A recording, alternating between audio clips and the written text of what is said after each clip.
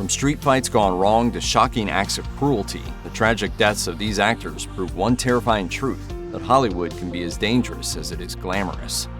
The story of Dr. Haing S is one of the most inspiring and tragic in Hollywood history. Born in Cambodia in 1940, Ngor was a trained doctor who was unfortunate enough to live through the horrific reign of Pol Pot. One of the worst despots of the 20th century, Pol Pot was the leader of Cambodia's Khmer Rouge government in the late 1970s. He was largely responsible for the Cambodian genocide, which killed as many as 2 million people. During the genocide, Ngor lived in a forced labor camp where he was tortured and lost both his wife and unborn child. Ngor eventually escaped Cambodia and made his way to the United States, but the experiences traumatized him. Once in the US, Ngor was cast in the movie The Killing Fields, which takes place amidst the Cambodian genocide he had endured in real life. He was cast as a Cambodian-American reporter, Dith Pran, and won an Oscar for his outstanding performance. I know his heart. I love him like my brother. And I do anything for him. Anything. Sadly, Ngor was killed on February 25, 1996, while he was parked in his car outside of his home. Authorities found him shot to death by 3 members of the Oriental Lazy Boy street gang, who were all later given life sentences in prison. The killers were all in their early 20s and also from Cambodia. Little Rascals icon Carl Switzer was tragically gunned down on January 21, 1959, by a friend named Moses Bud Stilts. Switzer and Stilts were partners who owned a bear hunting guide business together, but had fallen out over financial issues. Switzer thought that Stilts owed him money and confronted him at a California home, and the two ended up fighting over a pistol, which went off and killed Switzer. Switzer reportedly thought that Stilts owed him $50, though it seems that Stilts may not have agreed and refused to pay the money. The two were both under the influence of alcohol at the time of the shooting. Though Stilts was arrested by police and charged with Switzer's death, he was acquitted of self-defense as it was ruled a justifiable homicide under California law by a jury. Switzer had come to prominence in Hollywood as a child actor, appearing as a beloved character Alfalfa in the comedy short series Our Gang from the 1930s and 40s. Switzer continued his career in Hollywood, racking up well over 100 credits by the time of his death.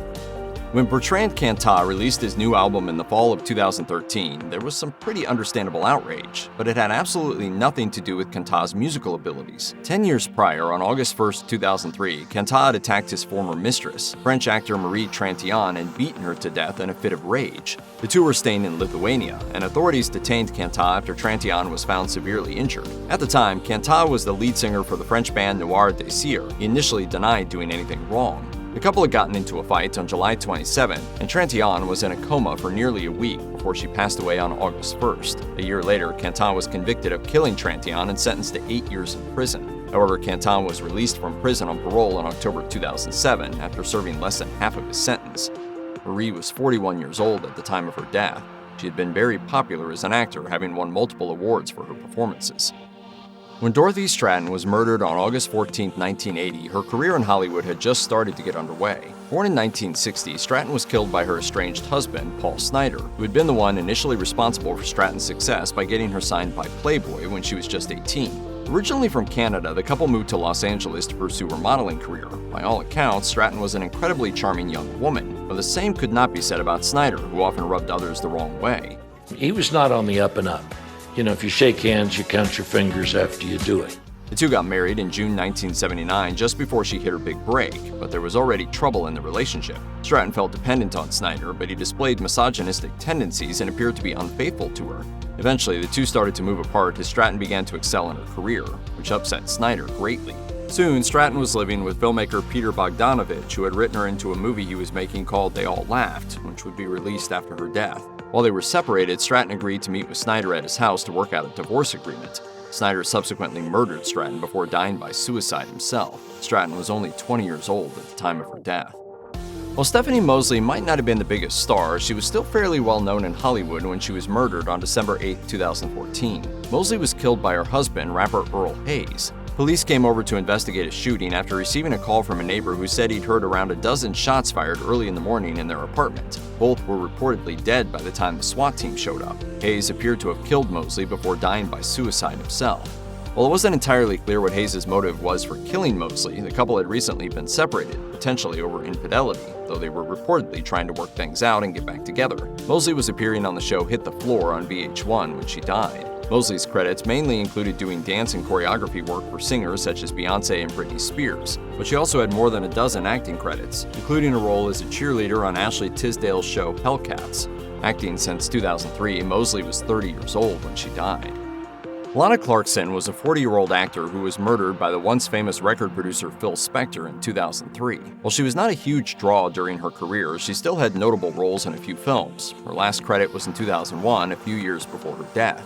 Clarkson and Spector had met on the night of February 2, 2003.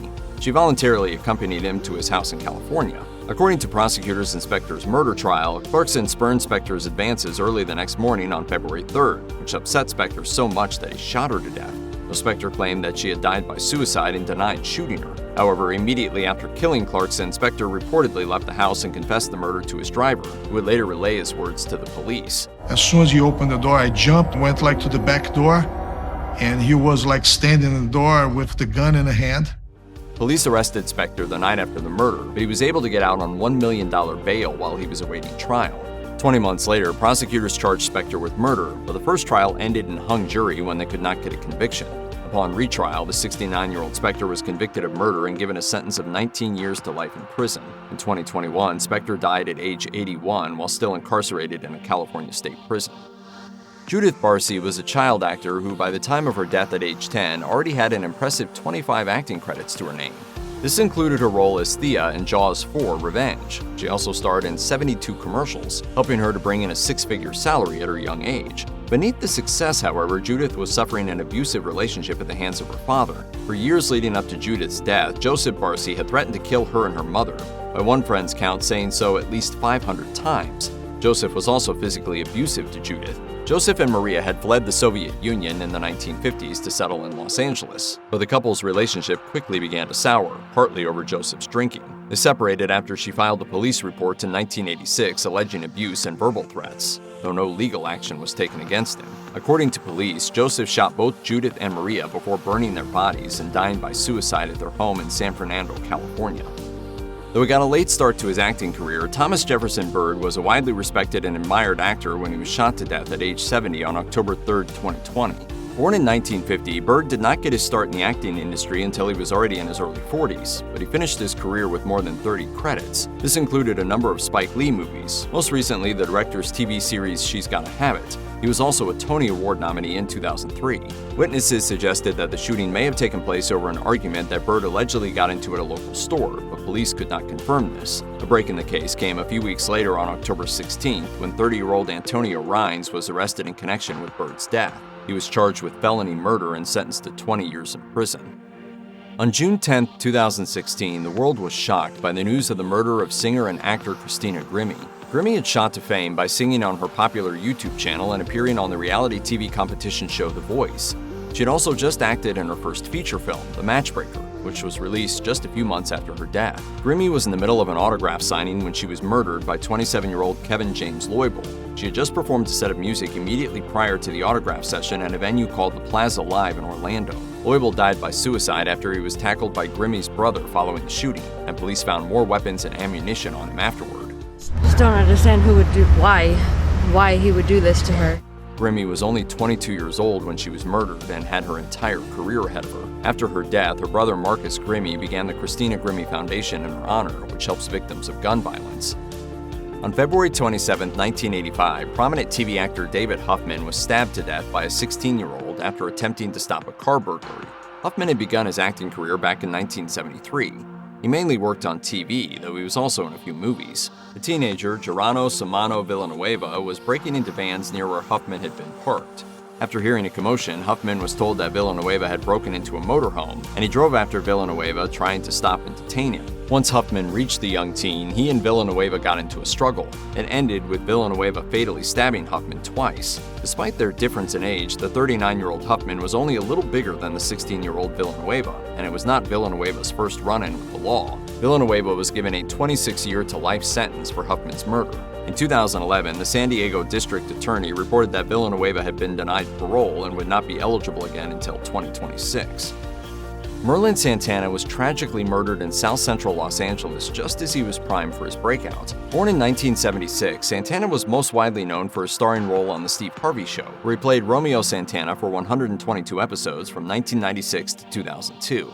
He had also obtained roles on a number of other major shows, and he had recently started making the jump from TV to movies. Sadly, that was all cut short on November 9, 2002, when Santana was shot to death while sitting in a car with his friend. The circumstances surrounding his death appear to revolve around a 15-year-old runaway named Monique King. Apparently, Santana and King were at a house that night when King falsely claimed that Santana and one of his friends had made unwanted sexual advances on her. She left the house and got two of her older friends, who then came back and shot Santana while he was in the car. The killer, Damian Andre Gates, was sentenced to 70 years to life in prison. King was remanded into custody for 8 years, and the other accomplice received a 23-year sentence. Santana was only 26 years old at the time of the shooting.